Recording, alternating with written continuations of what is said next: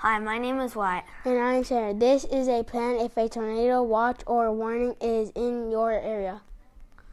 You should have a first aid kit and canned food if a tornado warning, which means a tornado has been spotted. Figure out a safe place to ride out the storm. Do you live in a mobile home? Get out, drive in a car, get home as quickly as you can, and if that's not possible, get to a sturdy building. Get away from windows and get underground. Regardless of where you're hunkering down, it should be as far away from windows as possible. Even if a tornado doesn't hit, wind or hail could shatter windows, and if you're nearby, you could get hurt.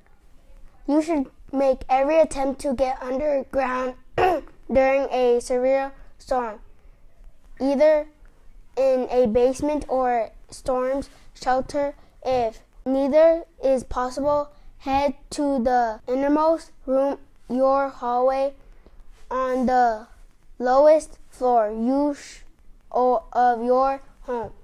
The goal is to put as many walls between yourself and the outside world. If you're at home and a severe weather is bearing down, prepare for the worst. If your house is damaged by a tornado, you could end up walking through debris that's riddled with nails, glass shards, and splintered wood.